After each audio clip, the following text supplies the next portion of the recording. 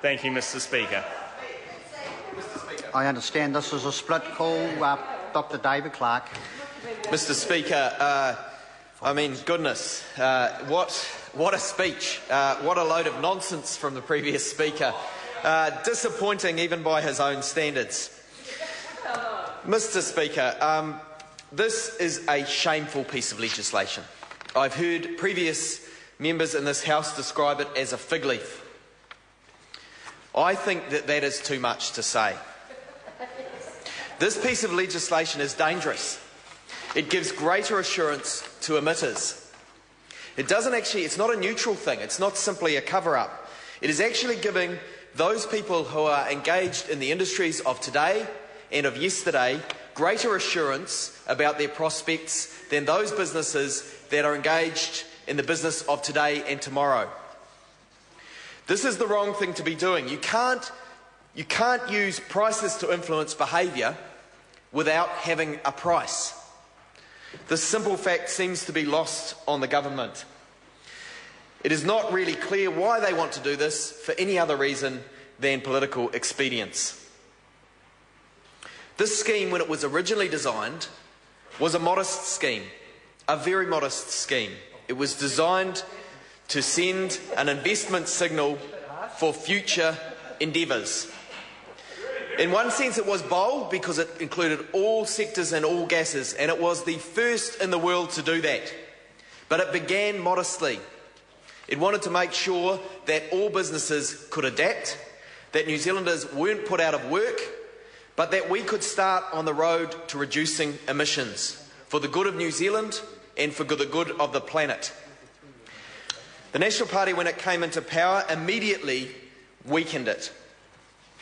At the same time, they removed the Renewable Preference Bill, which would have seen no new baseload generation built in fossil fuel, no unnecessary baseload fossil fuel generation built. They also removed the biofuels sales obligation, which meant that biofuels industry has all but departed from New Zealand.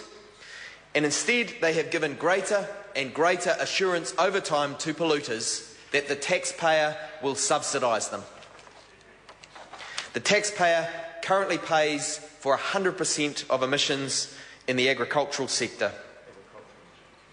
That is for agricultural emissions. And the system as it was originally proposed would have seen them paying for 95%. It would have seen, after they paid 5%, it would have seen the taxpayer still pick up 95% of the bill. And I think that's modest, but it sends a signal. But that was too much for the National Party. It has pulled back from that position. It has continued to water down the scheme, and now it is indefinitely suspending agricultural emissions from the emissions trading scheme. It sends all the wrong signals. There are plenty of other ways we could be looking out for industries in New Zealand. We know that we need pro-growth tax reform. Research and development tax credits would make a big difference to this industry. We know that we need better savings policy so that businesses have access to the capital they need to expand. And we know that the Reserve Bank needs stronger tools and a stronger mandate for ensuring that the economy is in favour of our businesses. But unfortunately, the National Government is using this tool wrongly in order to achieve friendship with some industries.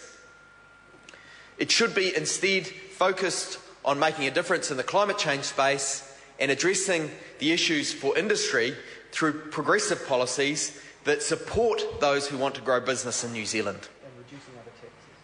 And it can reduce other taxes. There are ways of going about making positive change without watering down this scheme and making New Zealand an international embarrassment. This bill modifies the emissions trading scheme. It weakens it by extending the transition period for polluters indefinitely, along with the entry of the agricultural sector into the scheme. And aside from that, it makes a range of technical changes that will also see the forestry sector worse off. It is a disappointment, and it reflects National's delusion that the environment and the economy are contrary forces. We need both. I call Gareth Hughes. Kia ora, Mr Speaker. I rise to oppose this destructive bill. Mr Speaker, climate change is the greatest